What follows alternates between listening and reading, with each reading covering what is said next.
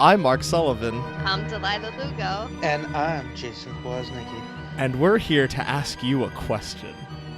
Is a group not entitled to the audio of their podcast?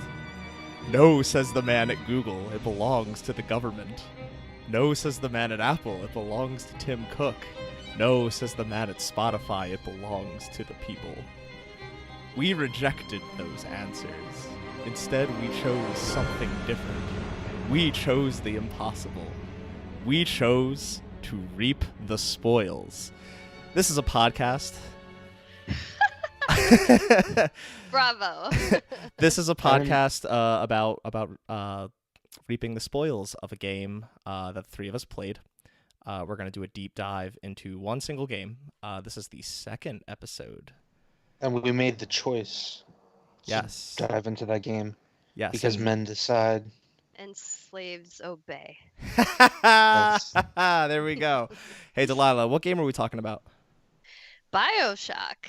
Which the one? OG BioShock, the first one. Okay. Yeah.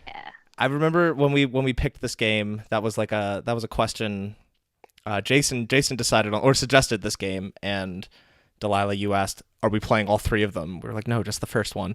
But yeah, it's funny. Like I thought that was like, well, God, we're not gonna play all three of them. And then anytime I talk to somebody about yeah, we're gonna be playing BioShock for the next episode, they asked, all three of them? Wait, which one are you doing? It's like just BioShock 1. Just God. Do we look like we have 50 hours to go through every single game? No, in a month? Definitely not. No way. Yeah, maybe in the future we can dive into the other two, or maybe just Infinite. I don't know. People are too hot on that second one. I definitely want to dive into Infinite because I had never touched it when it came out. Yeah, I've never played it. Because I had never played the originals. So I really didn't. I thought like I'd kind of be lost, but now I'm really interested in diving into that. But let us go on. Yeah, well, BioShock 1 and Infinite are good for Spoilercast. BioShock 2, not so much. Yeah. I hear that BioShock 2 is kind of just like filler for filling in gaps. Yeah. Or backstory for the first one. Well, it's the hit sequel to the hot game coming out of 2007. But I digress. Yeah, let's talk about the first one. Yeah. Yes. Let's definitely just talk about the first one. So I just want to say before we start, mixing up the format a little bit from last time. Last time, I felt like we dived into certain aspects of the game one at a time, and I personally didn't feel like it really worked out, because as we went on to talk about other parts of the game, which was Resident Evil 2, the first thing we started with was story, but more talk about the story came out later in the conversation. So right. I thought it might lend well to kind of go through sections of the game from top to bottom and let it unravel from there. Certain key points that come out of those sections could lend to conversation kind of about, we get introduced early on to the hacking, some of the horror-esque elements, the characters as they get introduced, yep. and things like that. I figured we'll mix it up a little bit, see how it pays off. But Mark, would you kindly talk about the history of BioShock? I would. Yes, that's one thing we're not going to mix up. I'm going to talk a brief bit of history about the game we're talking about. I don't really want to go too in depth with the history, because there's a lot of history, surprisingly, with this game. And I'll make a suggestion. A little bit of the research I did was there is another podcast out there called Wizard and the Bruiser who did an episode on BioShock that really delves into the history of the developer, Ken Levine, so on and so forth. So I'm going to truncate that quite a lot. What's up?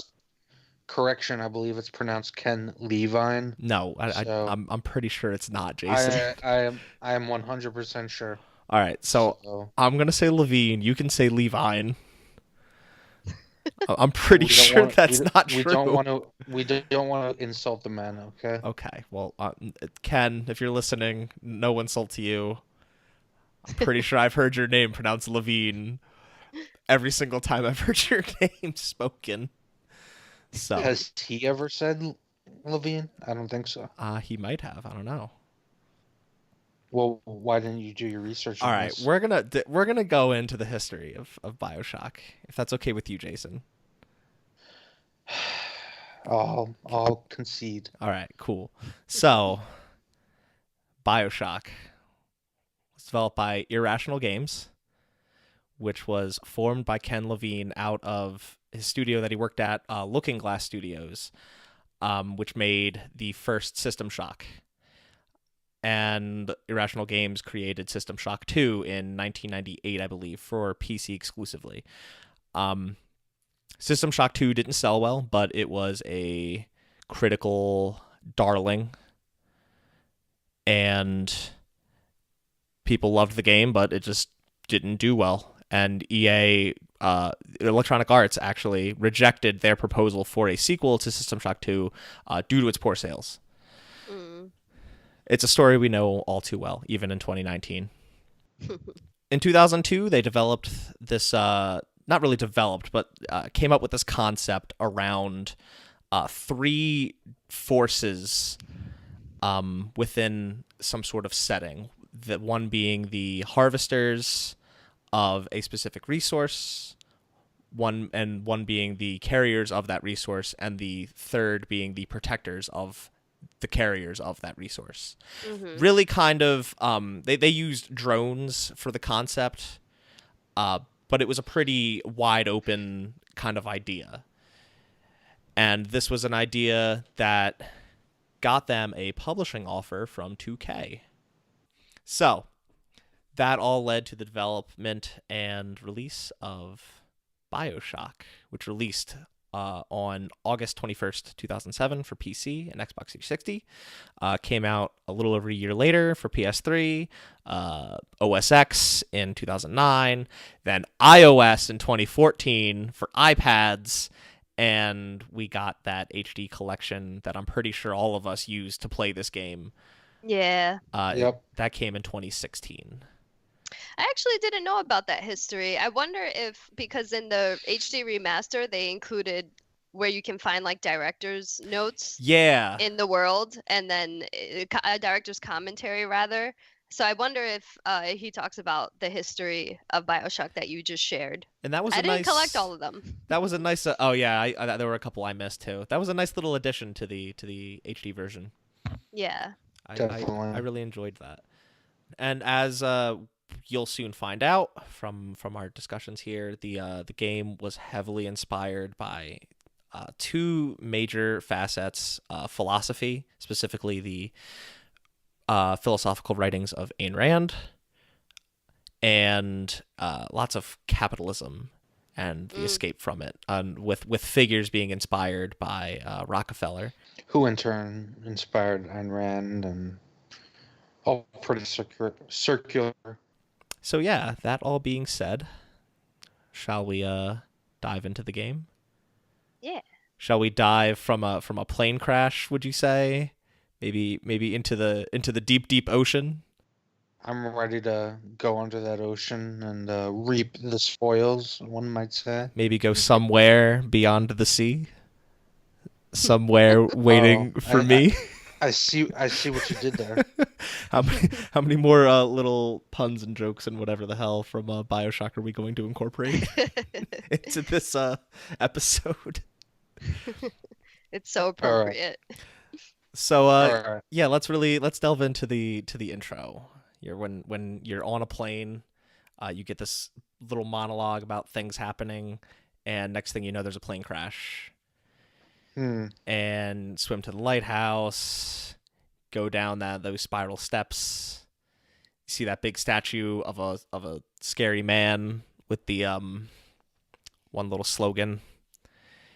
And yeah, get that not so cheesy, not as cheesy as I used to introduce the show, but that very, very iconic, and I hate using that word, but I feel like it's fitting and matching here, that iconic speech from Andrew Ryan in the bathysphere on your way down. Is how perfect is this introduction? It's perfect. I mean, it's kind of basic at first, like crash landing somewhere, and then you're like trying to figure like how to get out, but then you're really just going deeper into wherever you are. But then like the little speech that he has in the beginning, or whatever you want to call it, really set the tone. And let's even extend that a little bit to reaching Rapture, having a splicer kind of, whack on the window of your bathysphere, a mysterious man named Atlas, tell you that you need to get out of there, help guide your way. You get introduced to all the main, or not all the main key players, but a lot of the enemies you're going to see on your journey right off the bat in a very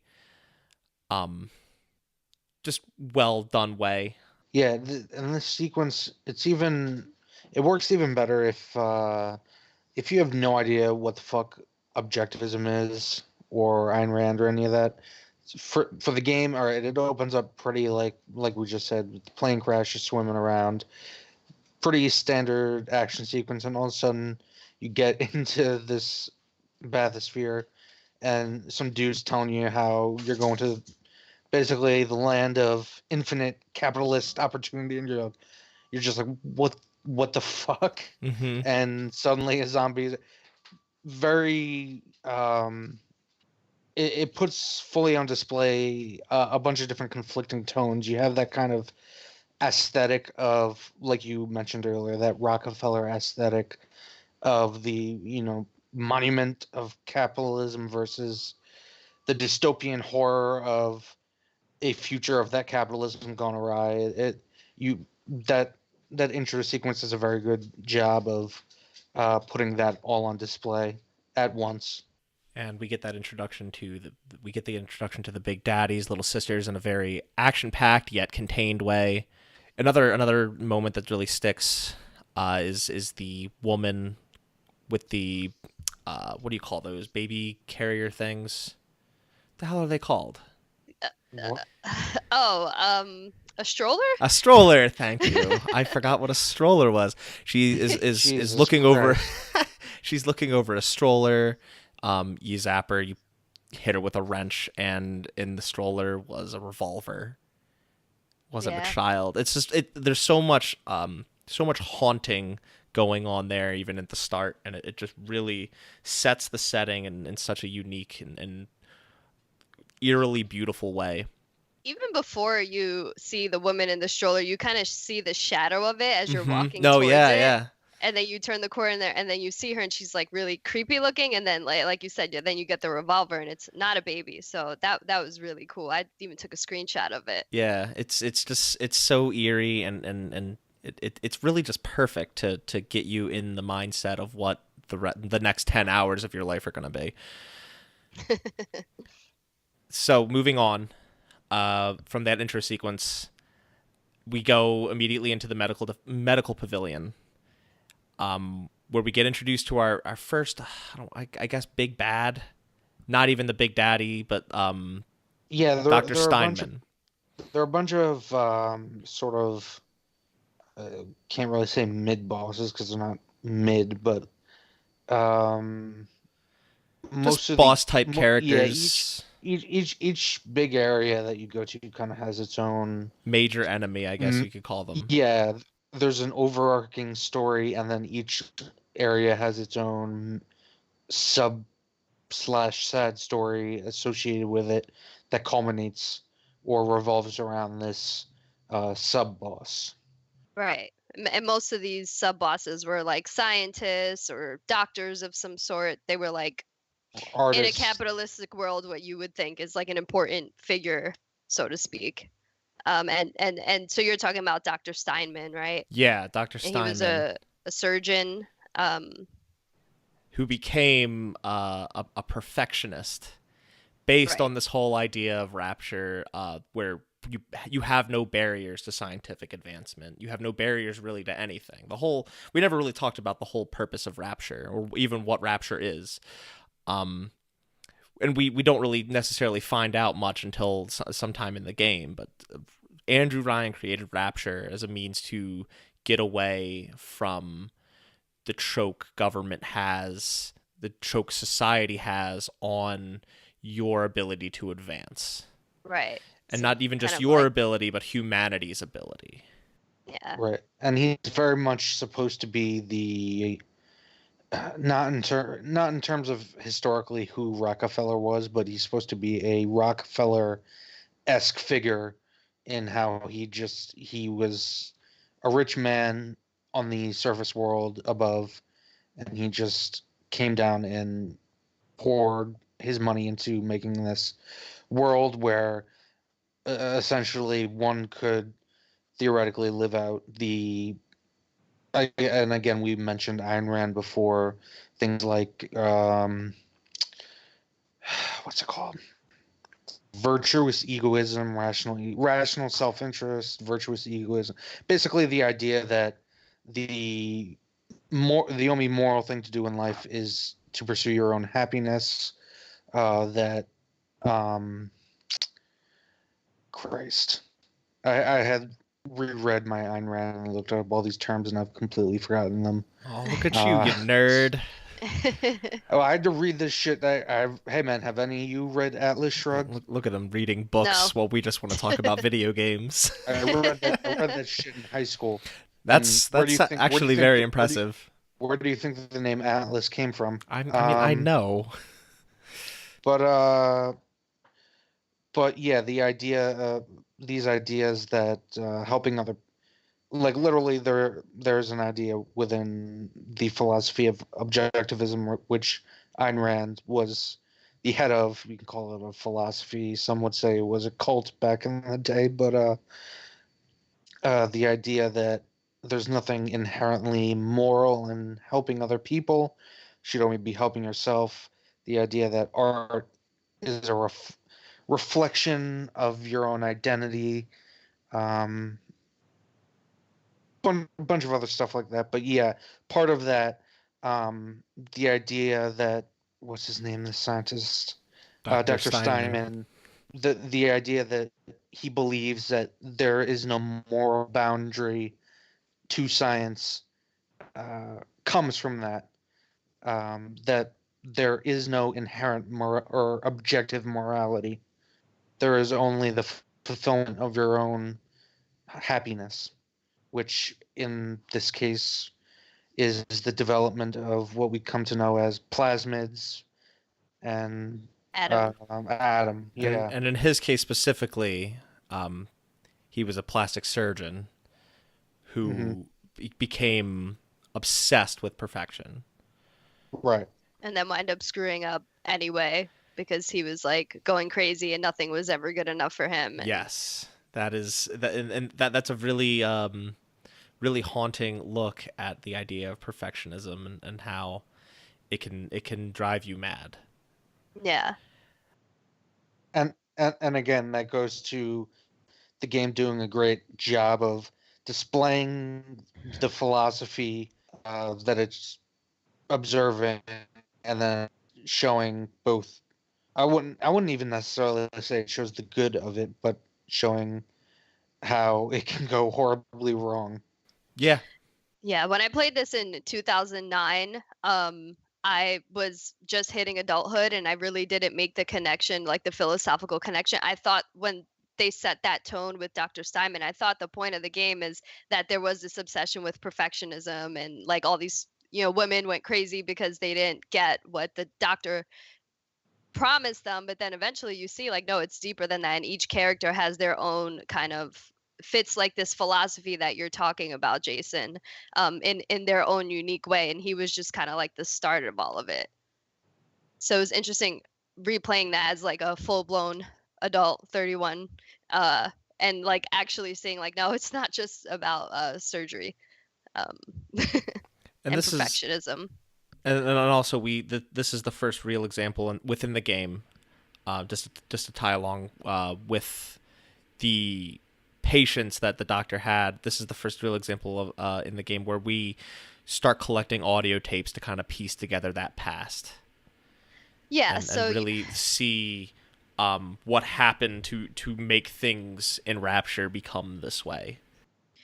Right. Like when you said, like in the beginning, we didn't really talk about what Rapture is. You don't really learn about what Rapture is until you start listening to the audio tapes. And Yeah. there's like over 100. So like there's so many mini stories and overarching stories that you won't necessarily hear unless you collect them all.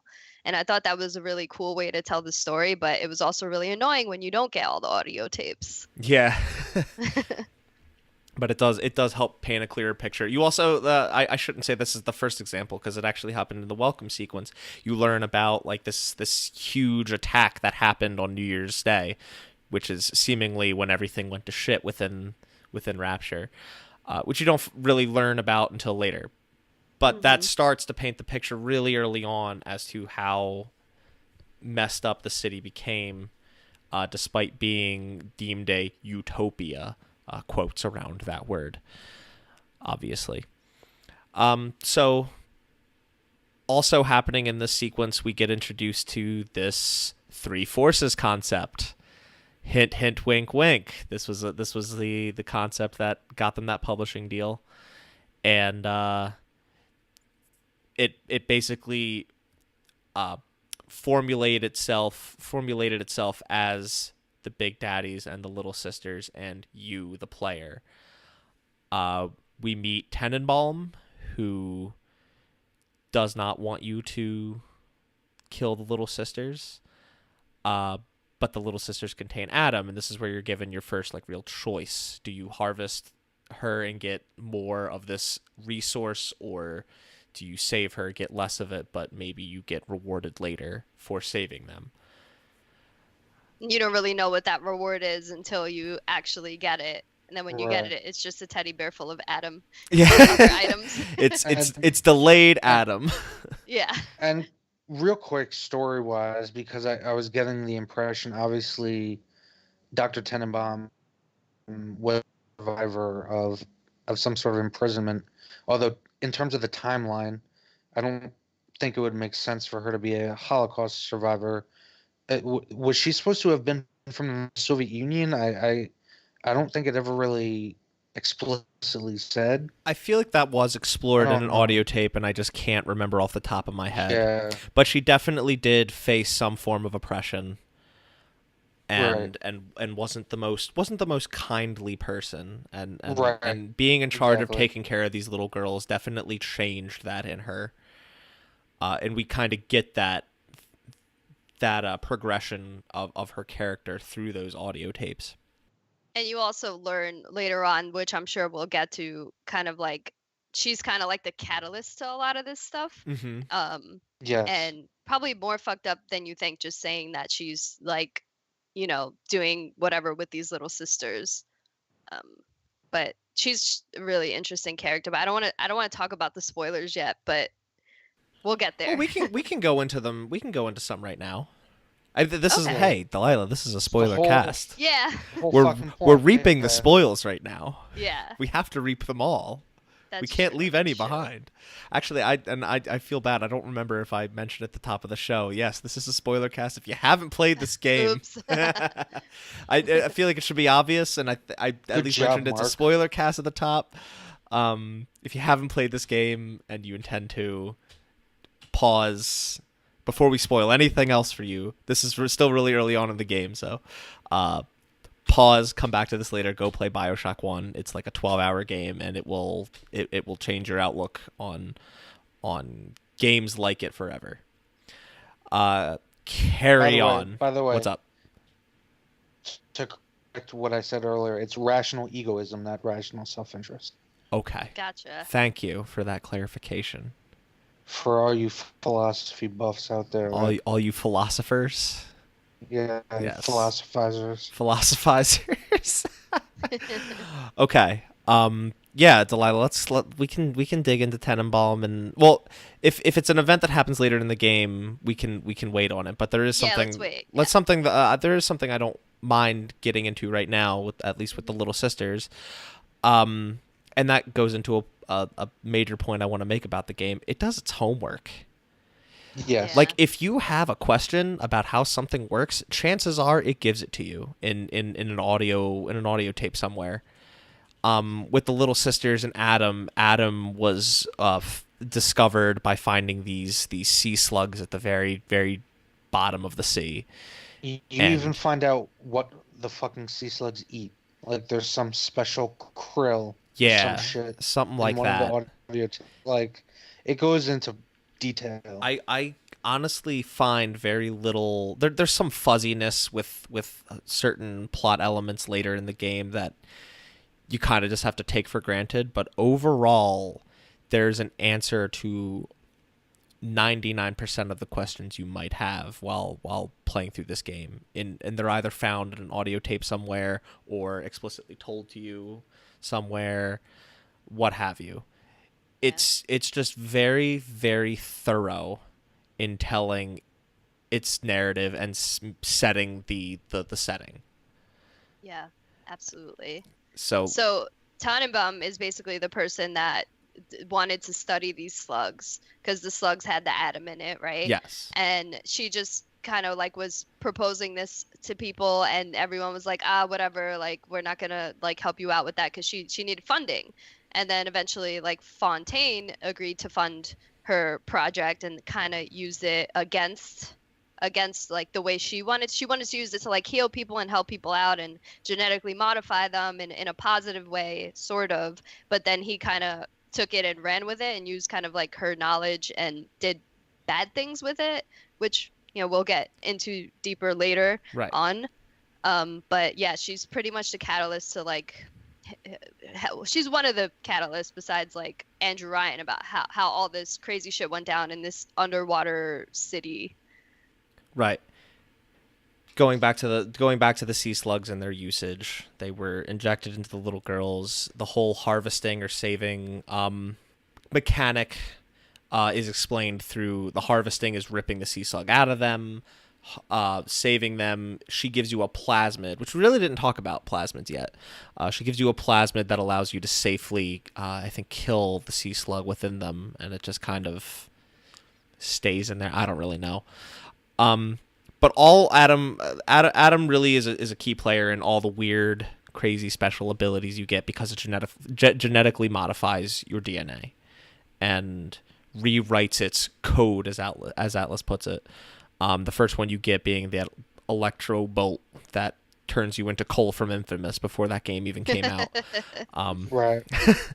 But you get other ones. You're able to spurt bees from your wrists and light things on fire like Roy Mustang can. And Yeah, basically these are genetic within the story of the game. These are genetic modifications that's come as a result of all this experimentation on these little girls. yeah, And just another thing, well, this is more theme wise, and I just wanted to throw this quote in there from Ayn Rand real quick. oh my Because I god, think it's really important theme wise, and it will Delaila, come up again. get a load of this It will come nerd up. over here. I wrote this down specifically because it's important with this mechanic. No, That this is great. Go every, ahead. every time you, so every time you defeat one of the big daddies, and you have the opportunity to either harvest, or you're given the choice to either harvest the slug from the little sister, which kills them, but you get more at them, or you can rescue them where, as Mark said, you inject a plasmid, which converts them back to normal little girls. You get less Adam, but you save the little girl. And this theme of choice is an important theme that will be recurring. We'll see it kind of come to full fruition towards the end. But I just wanted to throw this quote in there right now from Ayn Rand. Um, let's see. Thinking is not an automatic function. In any hour and issue of his life, man is free to think or to evade that effort. Thinking requires a state of full, focused awareness. The act of focusing one's consciousness is volitional. Man can focus his mind to a full, active, purposefully directed awareness of reality, or he can unfocus it and let himself drift in a semi-conscious daze, merely reacting to any chance stimulus of the immediate moment, at the mercy of his undirected sensory perceptual mechanism and of any random associational connections it might happen to make. Damn, So yo, drop mic. That was so beautiful. I think I might cry.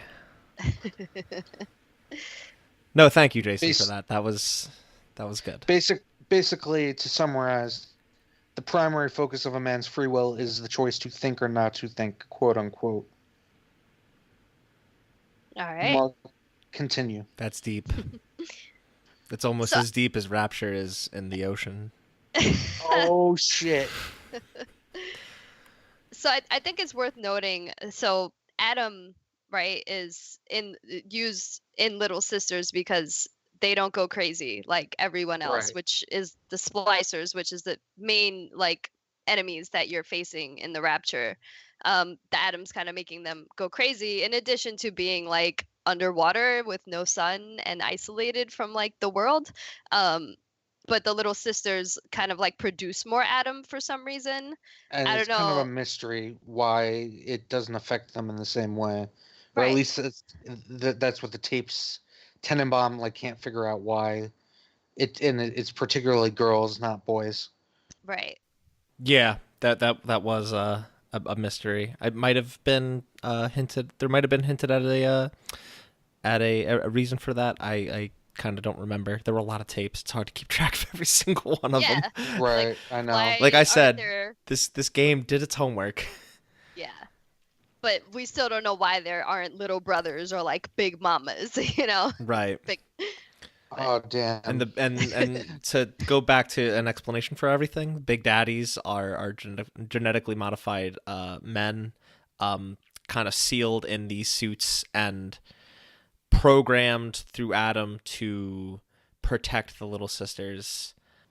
And there's some connection between them that you come to learn more about as the game progresses. And although the big daddies and the little sisters aren't like the main character that we're playing as is Jack, they're like you don't know what Jack Jack. looks like. Yeah. Yeah. Like nobody cosplays as Jack. Like we cosplay as big daddies and little sisters. I you feel know? like the only way to cosplay as Jack would be to get that little tattoo on your Tattoo, wrist. yeah. Yeah. dress The in ugly sweater. generic Which is a 1960s tattoo. attire.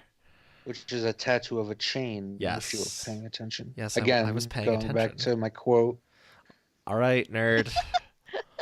Put the books back on the shelf. It's time to talk about video games. All right, let's go. Next part. Yes, we got to move on from we've been on the opening section and the first real area of the game for like 20 minutes now. Which shows you how much shit is packed into Well, this game. there's a lot that gets introduced right there at the start. Yeah. So I think it's fair. So let's move on. I put this next big chunk all together.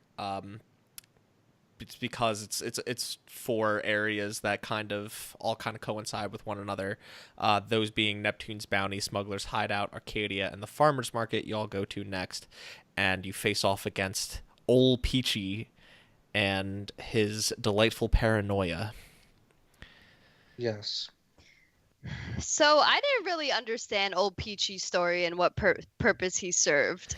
It was really this whole section of the game. From what I could gather, was to really, in further painting the past, really showing the divide that happened in Rapture between Andrew Ryan and the mysterious Frank Fontaine. Mm-hmm. We get that. Who was apparently a smuggler. Yes. And we get that impression from Peachy's paranoia. He's paranoid that you're an agent of Fontaine. Everyone is seemingly terrified of Fontaine. You gather that from Peachy, but also the audio tapes. Again, audio tapes. They're Right. so important to really getting this story. And you even see allusions to a figure called Atlas, the man talking to you on the intercom, who wants you to help save his family. With a weird Scottish accent. With the weird Scottish accent. But this section of the game really, really helps illustrate that more, and you really see that there's these two divides that just hate each other, which is Wait, was it Scottish or Irish? I don't remember. Irish. Was it Irish? Irish, I don't know. yeah. I mix those two up too. It's all right. They're similar. They're basically right over next to water? each other. Yeah, over the water. But Over the river, yeah. Full Um, bagpipes and kilts. yes, they're kilt brethren. Uh, but this divide that we see between these two is further accentuated by you reaching Atlas's family or the bathysphere that they are supposedly in, and Andrew Ryan blows it up, Yeah. just kills his family, and Yeah. Atlas is very, very sad. And Understandably so. he's the man that's helping you. That happens. That's a horrible thing. We really clearly get some sympathies developed for him. If we didn't already from the fact that he's helping you, Andrew Ryan just blew up his family. Right.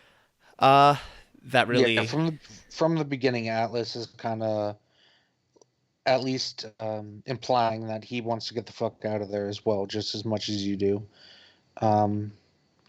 So you kind of see him as a peer, Yeah. even though we never see his face. You really just hear him over the intercom, and he kind of randomly just starts talking to you out of nowhere. It's weird. Yeah. And you get the very generic, I don't know, just plaster face on the intercom thing to give you a face to a name, even if it isn't a accurate face necessarily. We don't really know. Right. But that section of the game really helps to paint that picture. Something we haven't, I think by this point we really get every single variety, but we could talk a little bit about the combat. Oh yeah. After all, this is a first-person shooter, which is not a new genre, but I feel like it's a little more than that, and not more, but different. It's like a first-person shooter mixed with RPG, mixed with uh Yeah, It's something almost like else. the this first-person isn't. shooter aspect is just a means to an end to give you something to or a way to perform combat scenarios, but without revealing, or I guess while maintaining the immersion of Right. this is kind of a faceless man that you are supposed to project yourself onto. Right. If you haven't played the game, don't think Call of Duty. Think Half-Life, or maybe more aptly Skyrim with guns.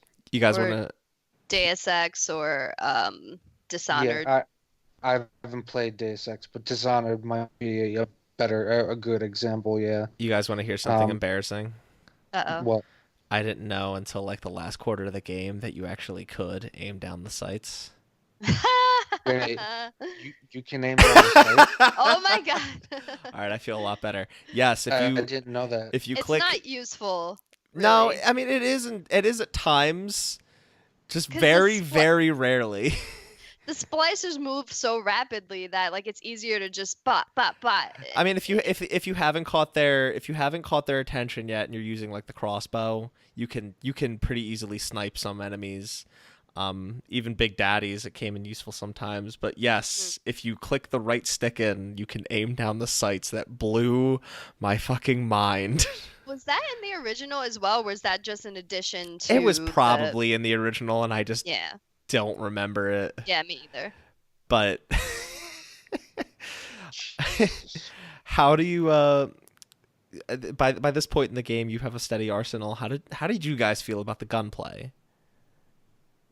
So I really like the variety. They had flamethrowers, machine guns, shotguns, pistols, rocket launchers, crossbows, and they each had a variety of ammunition. Like you had like armored piercing bullets that were good against big daddies and turrets and bots, and then you had like auto personal bullets that were good against almost all the splicers really. Pretty much any Um, human being, just straight up human being type Yeah. enemy. Yeah.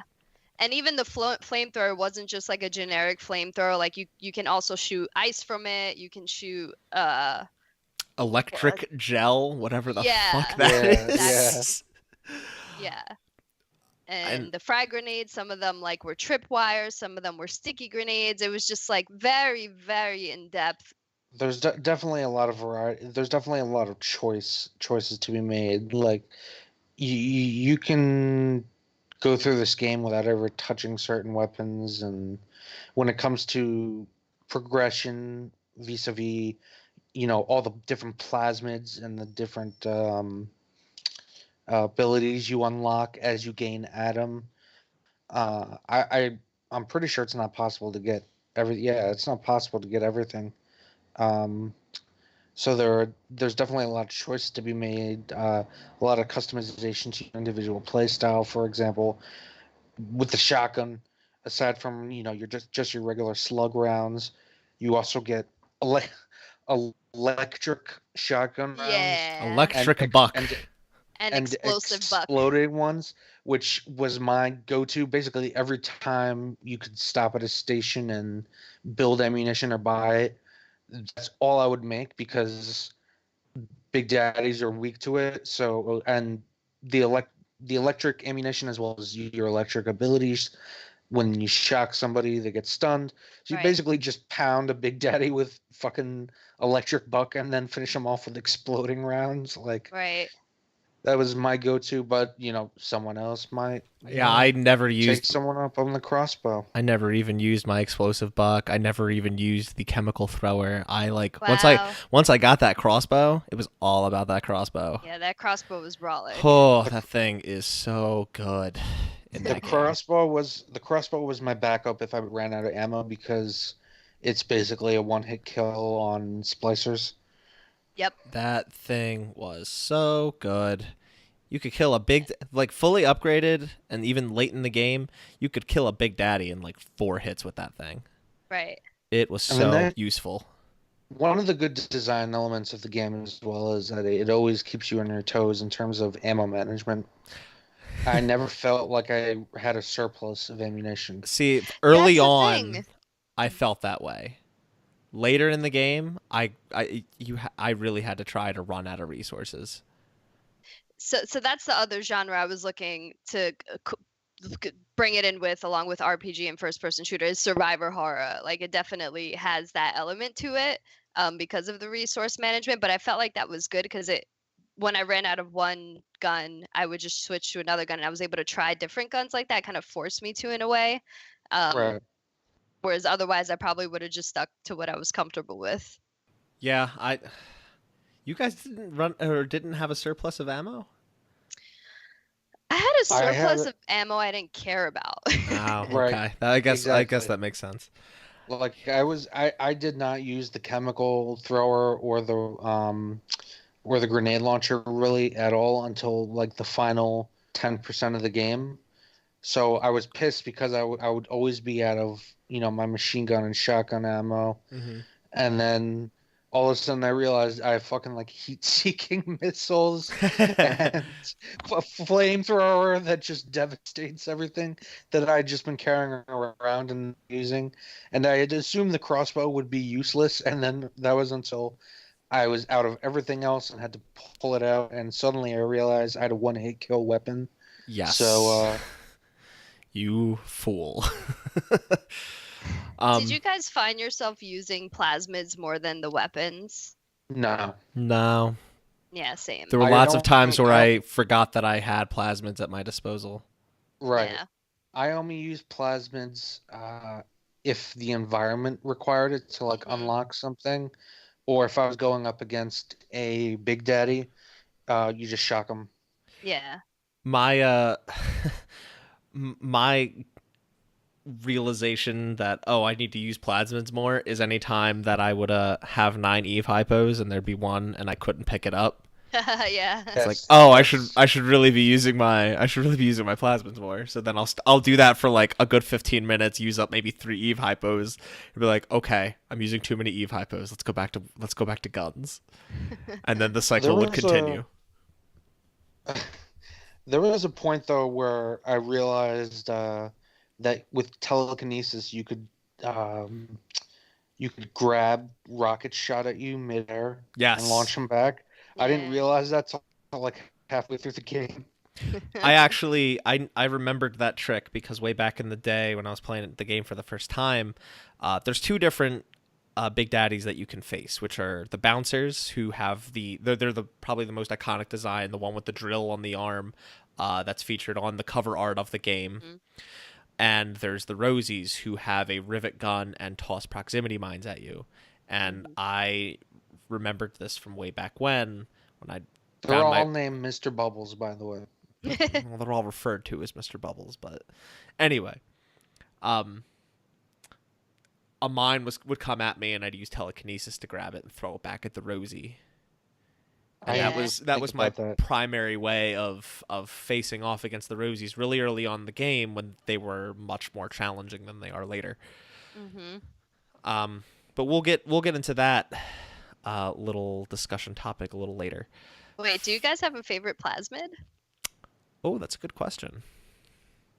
I mean, I like the Um, electro bolt because like you said, shock enemies to stun them, or turrets were everywhere, or security cameras to hack Not to them. mention the there's the 1-2 punch, Yeah. zap and hit with the wrench, and the most interesting in my opinion, just from a design perspective, but if an enemy's in water, shock the ground or Right. shock the water, Right. immediate incapacitation. Yeah. Yeah. I And I- even the wrench that you mentioned, like eventually you upgrade a kind of, I don't know if it's like a tonic or it's a perk of some sort where you can like hit someone with a wrench and it'll freeze them. mm-hmm. So Yes. like even the like measly little wrench became useful eventually. Yeah, the tonics do a lot to their act as plasmids, but they really help with the RPG elements, I guess, as you put it, Delaila, in customizing to your likes and Play dislikes style, of how yeah. you want to play. Yeah, your play style. That's a better way of putting it. And speaking of perks, we didn't even touch on. There's Atom, which can be used as a currency to buy or upgrade plasmids. Can also buy you perks, which there are various slots. You upgrade how many slots you have. These slots are spread out in different categories: combat, engineering. I believe What is hat. it? Is it No. endurance or stamina? I don't remember. Yeah, I forget There what are that like last one five. is. There are 4 or 5 different categories that affect the game in various ways. Whether it has to do with hacking, safes, and security Cameras. platforms and cameras and other different things. Whether it has to do with just pure combat, upgrading your health, your endurance against damage, all sorts of things, resistances. Again, if this conversation hasn't made it clear, one of the things that truly makes this game great, even if one isn't totally satisfied, because the gunplay, especially in 2019, going back, first-person shooters have evolved so much. The gunplay definitely does seem a bit dated in some ways. I don't know, because Even there's the main complaint around its gunplay is that it's unsatisfactory, but I found it packed quite a nice punch. I personally enjoyed it as well, just because I enjoy that older style, like that Half-Life style of a slower overall pace, and compared to something like today's Call of Duty or Destiny, where you have fast-paced gameplay, It's not like a lots of Twitch movement. shooter. Yeah, Twitch shooters, lots of movement focused abilities, high times to kill, um, things of that nature. So for a younger gamer going back to this game, it might seem a bit outdated, but I definitely would agree with you, Mark. But I definitely think the strongest strength overall of the gameplay is the variety and the choice that you're presented with, and just the complexity and the balance of the progression system.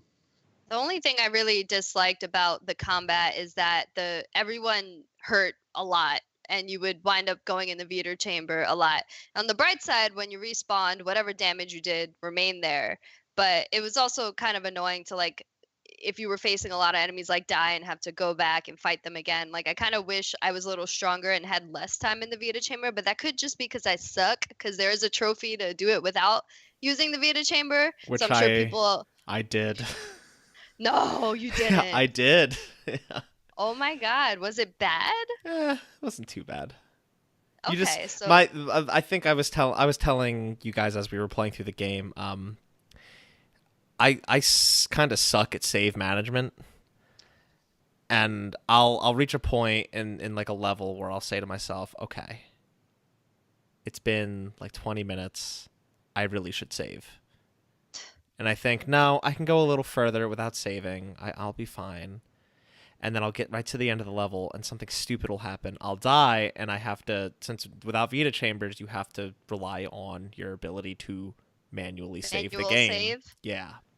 Okay, so like if you die and you manually saved 5 minutes ago, you won't respawn in a Vita chamber. You'll just start where you were. Oh, that's Well, easy. you have to load it, but my main problem is I need to get it in my head that save every 5 minutes, you dummy, Right. so that you're not constantly losing an hour's worth of progress.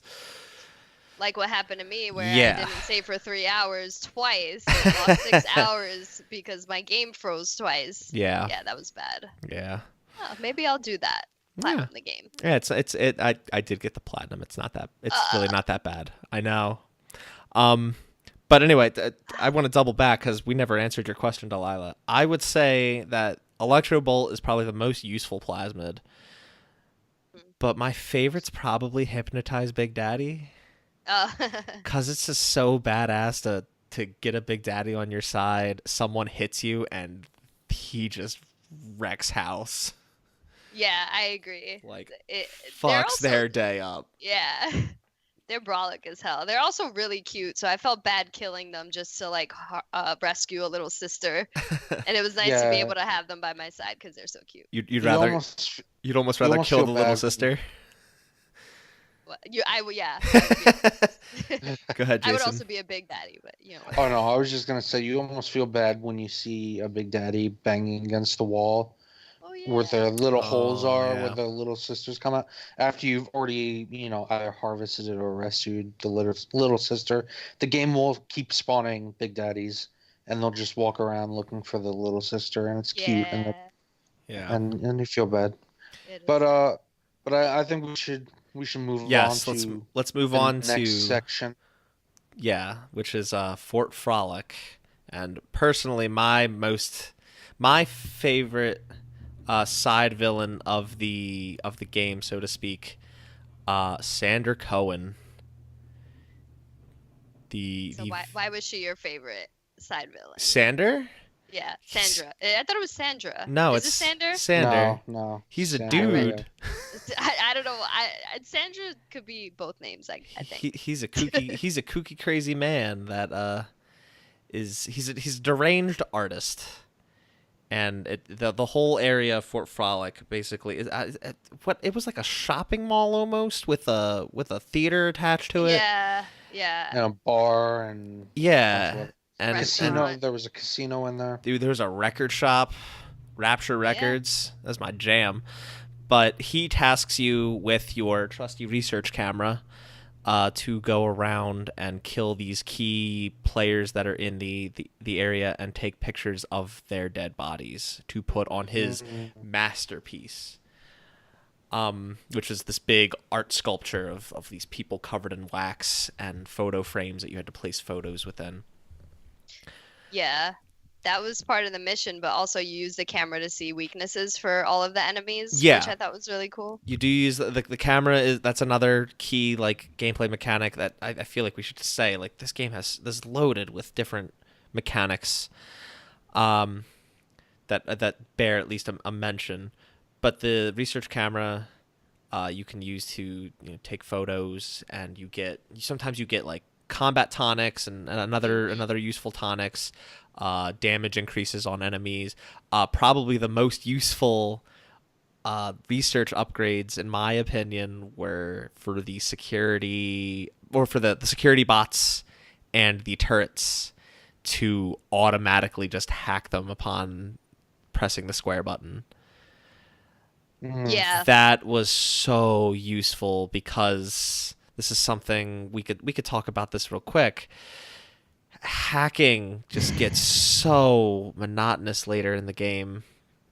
So let's just say hacking is optional, right? You can hack shops, you can hack ammunition shops, but you can hack security cameras so that they don't summon turrets to If kill you. it's something mechanical, let's just put it this way: if it's something mechanical, you can hack it.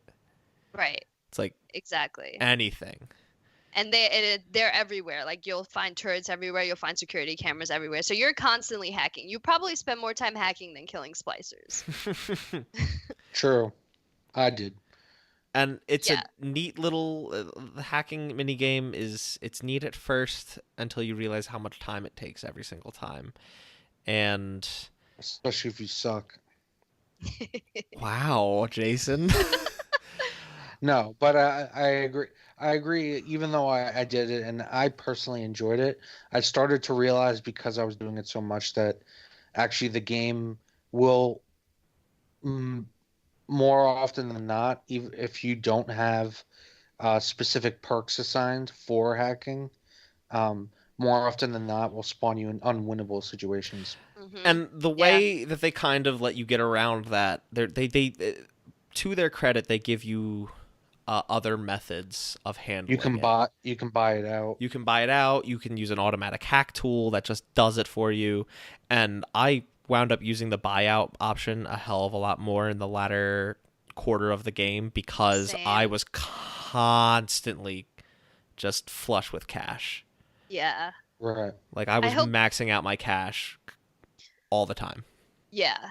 I hope if they ever recreate another BioShock, that whatever hacking you do towards like a vending machine will impact the next vending machine. Because like you're hacking, let's say you're hacking a vending machine, you might not ever go back to that vending machine and you hacked it for no reason, maybe to like buy one or two things. But like there's vending machines like at every checkpoint. And I kind of just wish that hacking was a progression for all vending machines. I see what you're saying. I guess it's a means almost to try and find, this is where I'm setting up. This is like home base for me in this level. So I'm going to hack this one because it's the one I can most efficiently get back to. But if it's a linear level, that doesn't really lend to that kind of mechanic. Well, even if it's a linear level and there's another one as you progress, what you hacking that first one will kind of level up the second one. I agree with that suggestion, like wholeheartedly. I'm saying like the way that they I guess intended for it to work, just it was somewhat inefficient, and that would definitely aid that. Yeah. But yeah, the hacking definitely got monotonous. This is also a point in the game where I feel that you've reached a couple. There's weapon upgrade points. Each weapon, except for the wrench, has 2 different upgrades that you can get. And by now you're starting to get an upped arsenal, a full arsenal, and the enemies aren't necessarily scaling with you. And everything just begins at this point, I'd say, to become a little more just tedious to do. Especially given that the amount of damage they do to you, even if you're maxed out on your upgrades, it's almost annoying. It gets to the point of being annoying because you're at times you could just be choking down first aid kits, even though it's not necessarily difficult to kill splicers. And at one point, like I was alluding to before with the shotgun shells, I could literally melt Big Daddies in just a few shotgun shell hits. I would still take a one hit and like half my life would be gone, and I would just have to throw down a first aid kit for the hell of it. That definitely is a criticism of the game, is the difficulty scaling. Yeah, no, I yeah, for sure. And like the fact I alluded to this earlier, like being able to kill a Big Daddy with like 4 crossbow bolts, when the first one you encounter, you're running around that medical pavilion trying not to die. And I ran out of ammo like 3 times. Yeah. But jumping back to Fort Frolic and Sandra Cohen. Sandra Cohen, who is I believe he was either a musician or he was generally an artist. He was an artist. Yeah. It looked like he was doing film and music and a bunch of stuff. Part of why I find him to be such an interesting side villain, besides just like how fucked up he is in taking pleasure and using essentially these people that you're murdering for his art. Once you complete his masterpiece, that's it. You can move on, and you don't have to fight him. You can Right. just leave. But I did. You I, did? I killed his sick ass. But I did too. I just find that I didn't until later, and we could talk about that when we get to that point. But I left him alive to admire his disgusting piece of art. Another quick thing with this area, and it's really a testament to, we keep mentioning like, oh yeah, this was mentioned in the tapes. You're just going through this area looking for one of Sanders' little enemies, and you just come across a dead. I think she's supposed to be like a stripper, or pole dancer or something in a bar. I believe she was some exotic performer. Yeah. And she's just dead in the back of the bar on a bed. Yeah. And she has a couple of tape recordings talking about it alludes to her being pregnant and like looking for an abortion or having some sort of relationship with Ryan. Again, just a testament to how just walking around this place and looking for these tapes, all the little details, and it really spins a giant web. Each area has its own story and tone, and also connects it to the bigger story. Right. Again, the sub-story is all tying back into that overarching narrative, which brings us to... Yes, I wanted to say she is secretly a big part in what's to come next. After we go through the next area, not really much to say about that one specifically. It's mostly just to get through to Ryan, and finally you drop into a control room, and you see, that there's that meme, that scene from It's Always Sunny in Philadelphia with I think it's Charlie, looking all crazy, and there's the photos on the corkboard with the yarn. Yeah, we get that, except a lot less funny. we get the conspiracy theory board with the yarn and the photos, but it has basically all the characters that you've really met by name and seen or heard tapes from, and including characters you've killed, and written in what I would assume is blood on that board over all these things is "Would you kindly?" And this is when everything starts to kind of unravel itself. And there's back to audio tapes. There are more audio tapes in that room from Dr. Suchong, and this really helps allude to what's to come next, and also hits that point home again. They did their homework. The reason Vita chambers work is they rematerialize somebody in one place, and they, before everything went down, were programmed to only work for Andrew Ryan and people that share his DNA. Mm-hmm. And Suchong also goes into an audio tape about mind control experiments using trigger words, and a tape about Andrew Ryan's supposed child. And from there, we already know about Jasmine Jolene, the exotic dancer, having a relationship with Ryan. And just as a preface to all of this, Mark mentioned "Would you kindly" being written across the wall. Quite literally, almost every sentence that Atlas speaks to you over the radio begins with "Would you kindly?" Mm-hmm. And it's also a big point that in the very beginning, the intro sequence, you're on that plane, and he's holding a gift of some manner, and on the little note on the gift, "Would you kindly" is written. Yeah. Fast forward to, I don't know, 10 seconds from this revelation, and you meet Andrew Ryan. To Playing mini which golf. playing playing mini golf, patiently waiting, working on his putt game, and even though it's not really gonna matter for much longer for him, to which he triggers you to murder him, Which is and one of the best. It's not only my personal favorite part of the game, but when I played that, one of my it has quickly become one of my favorite scenes in any game ever, and it ties directly back into that quote from Ayn Rand, um, that the definition of free will is a man's choice to think or not to think, and to subject by not thinking to subject themselves to any random outside force, or the in the event of the main character here, Jack,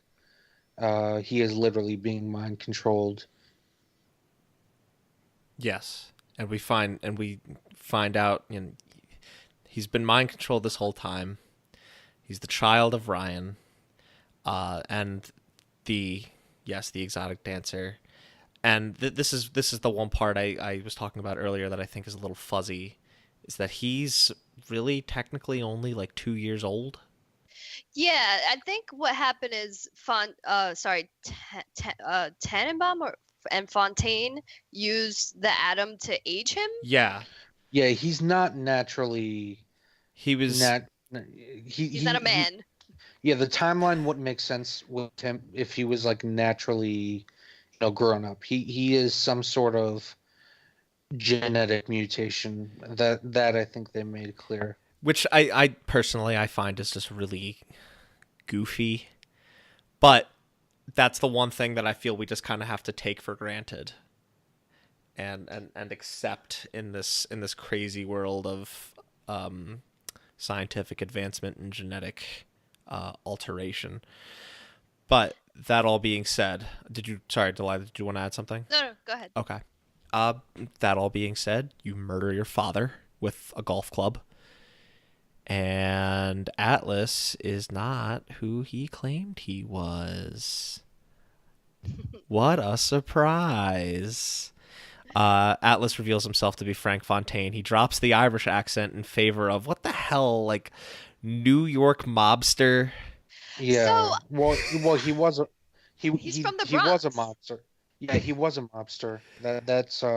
That's why he became kind of a smuggler in the context of Rapture, was that he had mafia connections on the surface world, and then when he came down to Rapture, even though Rapture was supposed to be this perfect place where everybody could live out their individual happy lives, and this again gets to that philosophical aspect of the game, um, it doesn't work out that everybody gets to be there. There's bottom line, there still have to be janitors and a lower class that cleans up after everybody who's having a great time living out their objectivist lives, and those people basically, they want to live the high life as well. Hence, this guy Fontaine who comes in, he has connections on the surface, and he smuggles in cheaper goods from the surface, which is kind of what ignites, or at least that's how I interpreted it, And also, ignites a lot of the conflict with Ryan. and another reason it kind of gets ignited is one of the conditions to live in Rapture is to not have contact with the outside world. Right. The whole point is to stay away from them, and not involve yourself, and he very clearly broke that in not only just breaking that condition, but for his own personal gain So within their realm.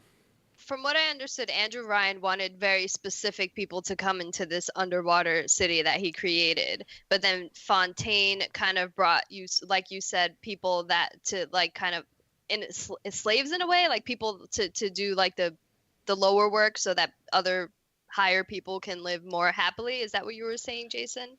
I just want to No, make no, sure I no. understand. I was just saying from what I understood from all the tapes and everything, just naturally there grew, even though a bunch of people who, were these specific types of people, quote unquote, that initially came to Rapture just as a natural function of a society. Hmm. There grew to be A hierarchy.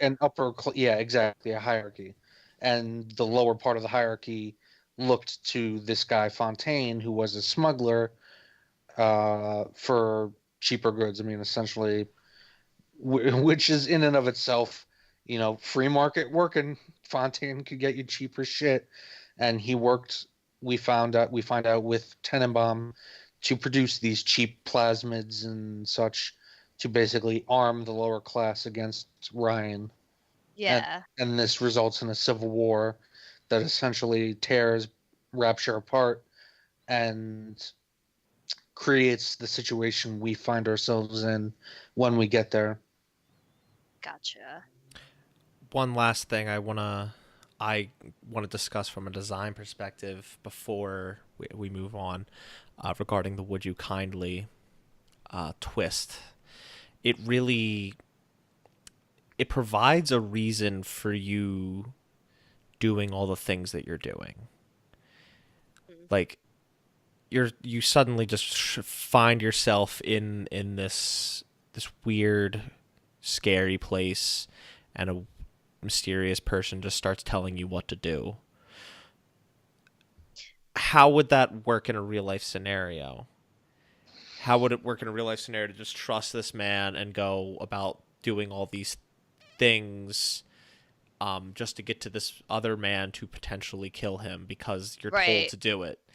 This gives a reason. This gives a justification for that. Hmm. Yeah, like you said in the beginning of the show, the audio tapes, he just showed up out of nowhere and started telling you what to do and guiding you and helping you get out of the Rapture. But um, any person would be skeptical of that and just be like, well, who the fuck are you? Like, where'd you come from? Where's that voice coming from? They wouldn't like actually follow that And voice. So yeah, and it really shows that Fontaine was really behind this all along, kidnapping you, modifying you, sending you to the surface, only to come back years later and just set all of these events in motion. yeah, and the reason why he chose you as a player, aka Jack, is because he was able to access the Vita chambers and stuff like that.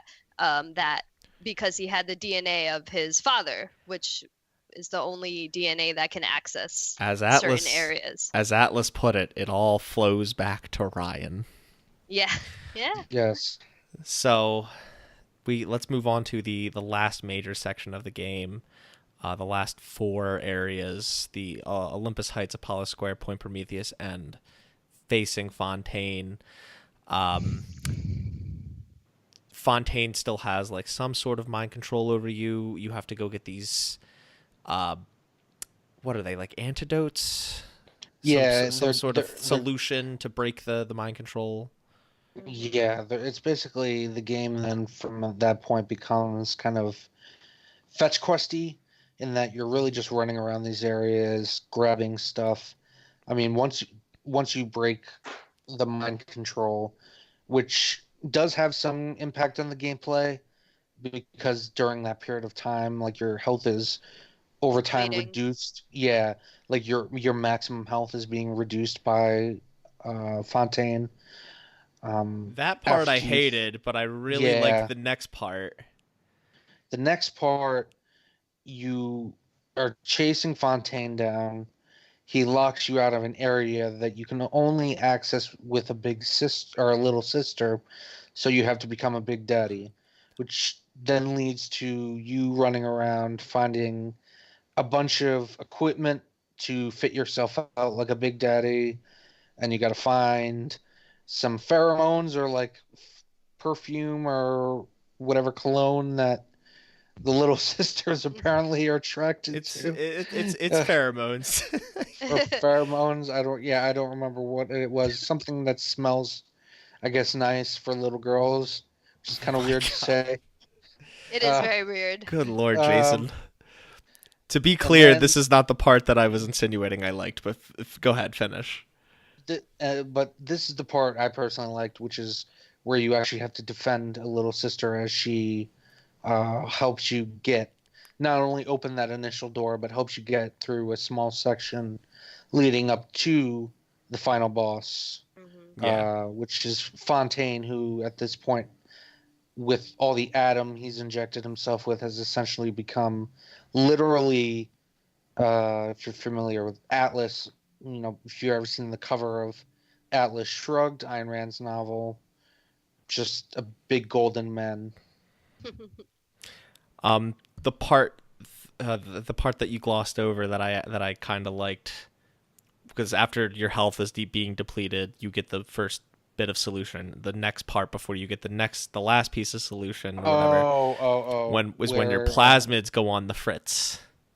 I got you. I actually We're basically you can't select what plasmid you're using. Yeah, and I weirdly liked that because it got me to try plasmids I'd never really experimented with Absolutely. before, and also Gotcha. I magically had ones that I never even bought. Like Yeah, no, so did I. the Cyclone one just magically was in my repertoire, and Yeah, I could that's use right. that, and I just I found had that the so cool. bees. I had The the bees. bees. You didn't I was thinking of Nicolas Cage. buy in, the bees before? Wicker Man. No, I never bought the Wicker Man plasmid. The Wicker Man. You're just gonna call it the Wicker Man plasmid? Not the bees. They're in my eyes. To anybody listening, yes, please go rent the Wicker Man, starring the great Nicolas Cage. But If there's anything to really take away from this podcast, it's go watch The Wicker Man by Nicholas. We're featuring Nicolas Cage. But the final boss. Oh, before we get to that, oh, sorry. No, it's okay. I wanna double back to Sandra Cohen while you're in Olympus Heights. If you guys didn't kill him like I didn't, you can go into his apartment, and he's there. That's why I couldn't access that room. Because, when you're in that main last area, they have, it says Sandra Cohen on, a awning or some shit. And then you go in there, you could explore, a library and all these things. But then there was a room that I couldn't access. And I think there's a trophy for it. There is, because yeah. You go into his apartment. He's having two splicers dance and doesn't want you to interrupt them. So once you interrupt them, and you can interrupt them either by just blatantly attacking them, or they're dancing to piano music, so you can just go up to the piano and just start fucking with it, and they will attack you. So once you kill them, he comes out of that room to attack you, and that's when I killed him. I wish I would have done that. Yeah. Because in that room that you couldn't access, there is the 12th and last weapon upgrade system. Or whatever, terminal. Yeah. And there's also a trophy for taking a picture of Sandra Cohen's dead body. Gotcha. I believe that trophy is called Irony. Nice. But that is the end of the tale of Sandra Cohen. Yeah. Quick question. So Olympus Heights, was that where all the bougie people lived? Because that's kind of the sense I got. Yeah. Yeah. I mean, I guess, and also just from the fact that every apartment that you went into was a major character. Like Tenenbaum, yeah. Dr. Soju, whatever his name is. Soju. I don't remember. And also those apartments were just ritzy as fuck. Yeah, super ritzy. You walk in and there's a huge bathroom with a huge tub just square in the middle. Yeah. Yeah. It's just nuts. And right before we get to that area when we're getting the Big Daddy suit, I don't know if we mentioned that you basically become a Big Daddy before you're about to fight Fontaine. There you see there's an orphanage where all the little sisters are chilling. It's pretty messed up that Tannenbaum and Fontaine basically encouraged poor families that needed help to have their daughters come in and become these little sisters just to harvest Adam. That's the part about Tannenbaum that I thought was really made her almost more messed up than Fontaine. But the counter is that she definitely is guilty and wants to atone for it. Right. Yes. That's Which true. Again, it does give her some sort of redemption arc.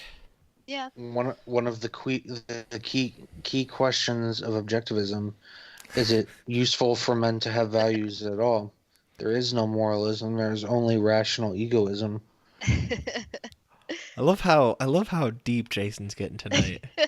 Me too. It's But really just it's so beautiful. So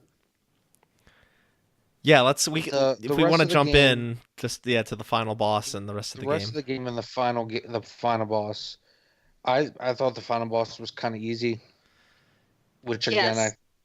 goes into the what we were talking about before. The scaling. Yeah. It is a very common criticism of this game. That whole final act, post "Would You Kindly" is kind of weak. I didn't think that it as a whole was as weak as the general consensus gives it, but that final boss definitely sucks ass. Yeah. Yeah. You're basically just like injecting or taking out Adam because he has like a buttload of Adam in him, and then he changes an element. So like he'll go like all fiery or he'll go ice, and so you want to change your plasmid to like attack him accordingly. I didn't Maybe. even use plasmids. I just shot the shit out of them with It al- exploding. It shotgun almost would have been shells. more interesting as if he like went through more phases, but didn't just have like elemental ones. Right. Like if he did have a phase where he became Nicolas Cage with the bees, or even the cyclones, or enemies do start popping out. Like what if he got hypnotized Big Daddy and got a Big Daddy on his side, and you Oh, guys had to boy. fight for the attention of the Big Daddy or something. Like I honestly didn't even want a final boss. I would have preferred an ending where there was some sort of not cinematic, but like first person interaction, similar to how you interacted with Ryan. I think this was at the problem was that this was at a point in 2007 where I guess cinematic storytelling and games with more of a narrative focus couldn't find a nice or well constructed way to do that. So final bosses were still deemed a formality, and Right. they Maybe. felt we need to do something, so let's give them this, not realizing Maybe. that maybe nothing would have been better, or I will something s- less ridiculous. I will say that I did love what happens once you do beat the boss in terms of The little sisters jump him. all the girls coming out and like fucking stabbing him to death with the Adam needles. Yeah. Like yo, they're like just totally making the dude OD on methamphetamines. Like Yeah. But you kind of wanted an ending like Wolfenstein, where like the big head honcho, you just kind of go up to it and it dead, and there's no like real combat sequence. yeah, something like or yeah, just something. I don't know. I don't think the I didn't think that the combat system of the game really lent itself to bosses to begin with, just because designing a boss almost inherently requires taking away choices, and BioShock's gameplay is all about choice. Gotcha. And it's also hard to do like a good boss fight, I guess, against when it's just a first person shooter. Like I don't I off the top of my head I can't think of many good examples of bosses that occur in a first person shooter. Right, and even games with um, storied campaigns like Halo or Half-Life, even they more have sequences rather than bosses. Right. Hmm. Counter to your point though, we after the final boss, we do get like some sort of cinematic ending. And even that, I don't know about you, I found that to be completely underwhelming. I found it to be underwhelming then. I found it to be underwhelming now. I honestly didn't remember the ending till I replayed it, so I guess it was underwhelming in that sense. But there's multiple endings, and so the good ending is that the little sisters go to the surface with you and you grow old with them and they go to school and they get married and it's just like a real happy rinky dink ending, which is supposed to be the right ending, I Yeah, think, that is the to the canon. story. That is the It's the canon ending to canon. BioShock. Yeah. And then the bad ending is you go to the surface. I'm sorry, the splicers go to the surface, and Yeah, you unleash. You're given command of the city, and you basically bring plasmids and splicers and everything to the surface world. which I think is cooler, but you know, whatever. Yeah, it's just It almost reminds me of what was it? Was it Fallout 3, where there was kind of that vague, or no?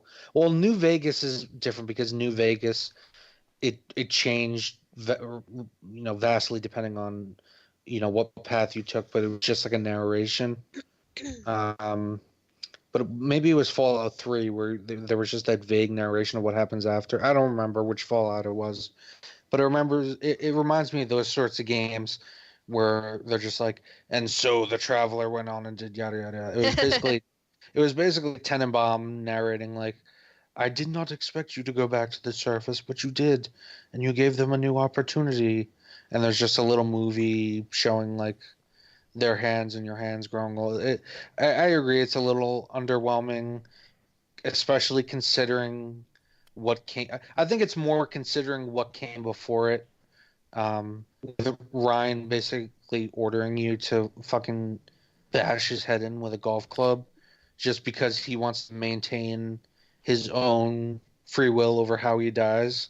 Like something that like insanely crazy, not to mention the twist that you're his son and you're being mind controlled by a fucking mobster. Like, Yeah, that was a more climactic sort of. yeah, it's like you reach this massive high point and it's so up there that you can only go downhill from there.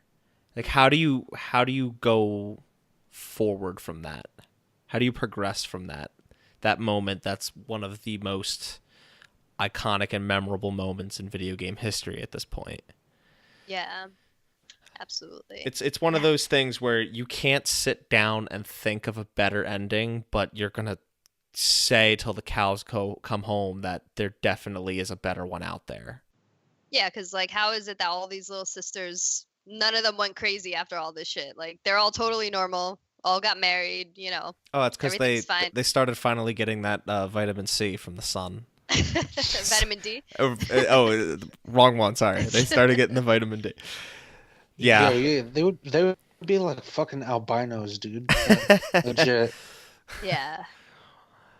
Yeah. yeah, but yeah. Well, what's up, Delilah? Sorry.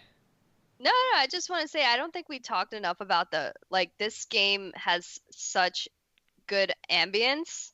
And I don't think we really touched on like how creepy but fun it was. Like it was like carnival-esque kind of, but horror, creepy, like just the ambiance of the game. I don't think we touched upon, No, but we touched a little bit on it at the beginning. Cause just when I feel that the medical pavilion and the whole intro sequence is probably the most horror-esque section of the game. yeah. And it really helps us set that atmosphere, but that doesn't really ever go away. Obviously, Yeah, you as you go on, you get less terrified or horrified or whatever by the things that are surrounding you, just because you've been surrounded by them long enough. Yeah, on one hand you hear like creepy like pipe clanks and like Big Daddy thumps, which is kind of reminiscent but not as good as like Mr. X in Resident Evil 2, which we talked about last episode. Go check it out. Right, yeah. But then you hear like these carnival-esque sounds coming from the vending machines that kind of makes you feel like you're having fun at a theme park, and it's just like a weird disparity of Welcome to the circus of Yeah. value. Yeah, there are a lot of contrasting tone. Like on one hand, you have the aesthetic of 1950s urban architecture, these grand buildings, skyscrapers, kind of that Rapture really, what's the word, um, represents, versus like you just mentioned, the vending machine clown, like at the same time that carnival-esque uh, and the horror aesthetic. I don't know what I'm saying. It's late. It's late. We record this show late. You put in the notes that you wanted to talk about like future Yeah, BioShock. Like, there's will it ever come back? a few other questions. As far as philosophy, we talked a lot about philosophy. Thanks, Jason. Thanks, Jason. Yeah, we Yeah. talked a lot more about philosophy than I was prepared for. Um, I didn't. Sorry, I didn't. The game did its homework, but I sure as hell didn't. Sorry about that, Jason. Well, you did the homework of the history of Ken Levine, so Oh my God. Yeah, I sure did. But yes. Has there ever been a game that's explored any of these ideas? Uh, Certainly BioShock, came out in well, 2007. not It's not been these ones specifically, but right, but like those philosophies, any other philosophy topics since BioShock in 2007. It's been 12 years. Like, have we? I don't want to necessarily get into specifics of like how they do it, how they explore it, but have we really seen any examples that have come close? I think if it's happened, it's just not done as well. right, like Metal. The only thing I could think of was the Metal Gear series, and I think we all know, as much as we love Hideo Kojima, that dude is not a philosophizer. Nah, he's much more influenced by film than philosophy, but Yeah, there is a yeah, lot of. I will agree. There is a ton of philosophy to be explored in a lot of his games and games within that series. Another example I kind of would like to bring up, again, without getting too much into how or why, and I think this would actually be a great game to explore in the future for us in another episode of Reap the Spoils. Spec Ops: The Line, I never played right. that. I haven't played it either. that I think it's very inspired by a specific novel. Won't say which one, but really explores player choice and uh, consequences to actions, and that's kind of where I'll leave Right, it. Oh, the game and that and comes to mind for me is Detroit Become Human. Oh, or really, I guess any of those any games. Well, no, I think that's actually a really good example. Not even just from a consequences to action standpoint, but what it means to be human. Yeah, exactly. What were you gonna say, Jason? oh no, all I was gonna say was just spinning off of what Mark had said, how the game emphasizes choice. I think that's an important thing to note, to really establish with BioShock, as well as that, again, wrapping up that quote I laid down, and the story, what Ryan does, in that climactic moment, and then going back to what we were discussing with gameplay, how really the variety and the options that you are given, choice is kind of at the center of everything with BioShock. I think that's what sets it apart and makes it so unique. And the choice of focusing philosophically on objectivism, because objectivism, above all, kind of um, focuses on extreme individualism and free will and choice. It's kind of a natural pairing, making that focus on choice kind of the identity of the game. So I haven't played Spec Ops: The Line, but if that is kind of the central, I could see how it could be um, somewhat equivalent in terms of its more philosophical approach to gameplay. Yeah. That's deep, man. That's deep. I try. All right. Yeah, my last question. Are we ever going to see BioShock again? I actually predicted this for our last E3 prediction show Hold on. that there would be a new BioShock. Hold on. And okay. I now I need to know if that's true because I don't remember that prediction, but I kind of Yeah. believe that that's a prediction you'd make. Yeah, because I do crazy ones. Yeah, a new BioShock BioShock revealed. It would be darker in tone. from Infinite, that is. Yes, from Infinite. And go back to the Rapture. And after playing this game, I'm trying to think of how that would work, and all I can think of is like those slugs, like, you know, somehow eating up like a giant like octopus, and then the octopus gets fished up and served as calamari at a restaurant, and then like a bunch of people. I don't think actually no. The BioShock Infinite did eventually get connected to the original story with the DLC. Yes, but So I don't want to get too deep into that. yeah, no. Well, what I was gonna say was I don't think really they can go. Or I mean, I was originally gonna say that the third game didn't have anything really to do with the first one, but then I would have been wrong. I remember that there was that DLC. I would actually more expect Ken Levine to come forward with a new IP, but one that, you know, obviously BioShock took a lot of gameplay elements from System Shock. I could see a new IP that borrows a lot of elements from BioShock, but tries to introduce new things and be its own thing. I just want to know what happened to the BioShock game Ken said was coming to Vita. Oh, really? I didn't know that. Yeah, he said we want to bring BioShock to the Vita. And all the Vita owners were like, yeah, and we've never gotten that. Well, wow. Ken Levine says a lot of things. Hey, you know, like not 30 seconds ago, you pronounced his name correctly, so you didn't even notice. Must have been a slip of the tongue. All right. So, will we ever see BioShock again? Who knows? But maybe when we do, we'll go ahead and grab that and further reap the spoils. Yeah, let's I see what you did there. Hey, all right, let's wrap it up. Delaila, what you playing? Besides BioShock. I just platinumed the Division 2. What the fuck? Fucking all of you, both of you, you trophy whores, both of you. And I'm continuing Devil May Cry. I'm on chapter 14 of mission 14, so I should be done with that soon. Oh, okay. Mortal Kombat 11 should be coming tomorrow, and then Days Gone Friday. So that'll anything else I have, like Sekiro, which I started, and Metro Exodus, which I started and stopped, and other things. I have a backlog, so I've been playing like the beginning of games and stopping. But the Division was the last game that I finished wholeheartedly, and so the next one will be Devil May Cry 5, and then Days Gone.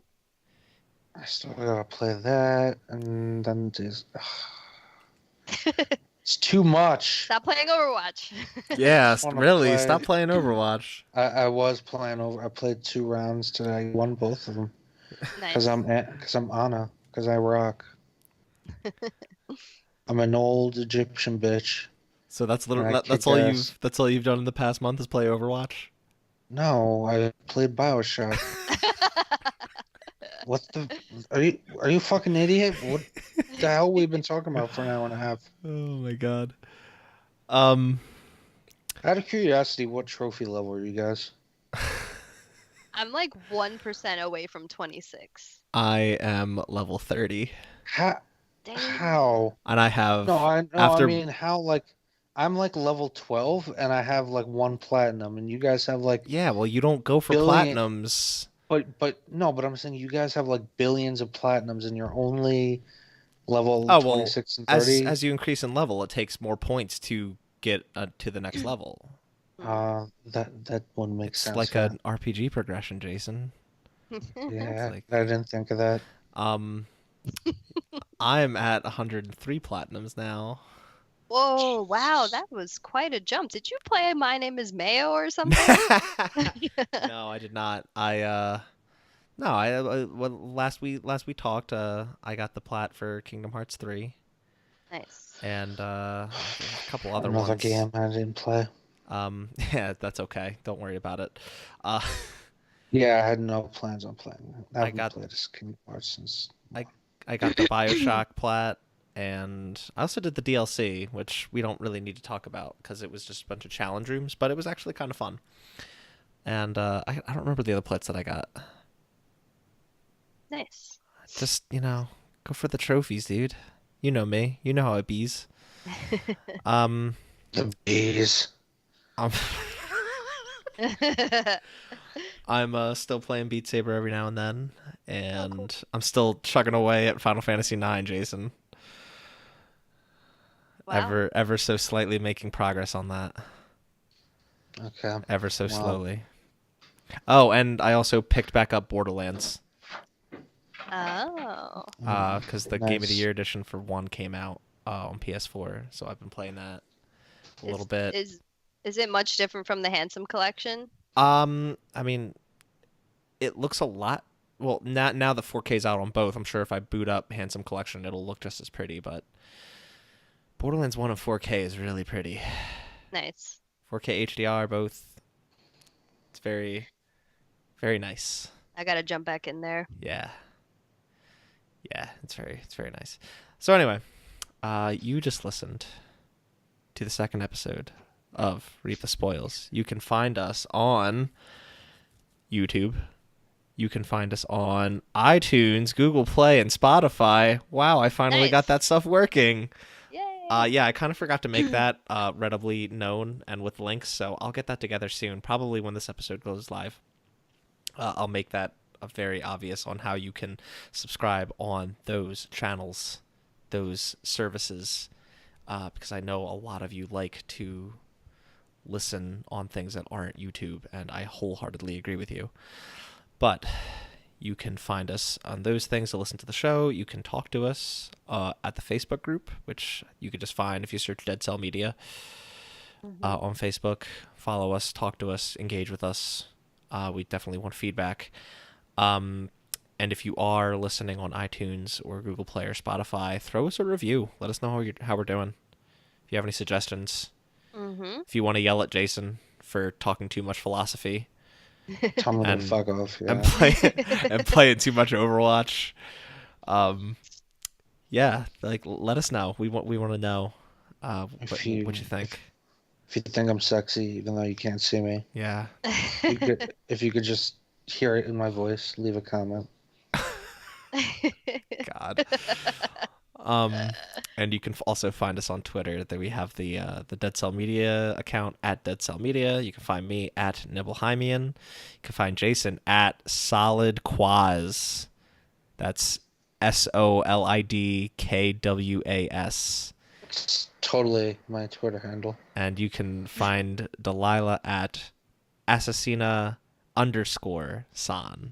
Yes. Yes. Okay. I like for the longest time I think Jason kept putting in the hyphen instead of an underscore, Yeah. and we realized, oh, no one can find you. But yes, follow us there, engage with us, talk to us, tell us if we suck. We don't care. We want to know. Yeah. And yeah, this was Mark Sullivan. Delaila Lugo. And Jason Kwasnicki. And join us next time. Bye. Bye. Bye.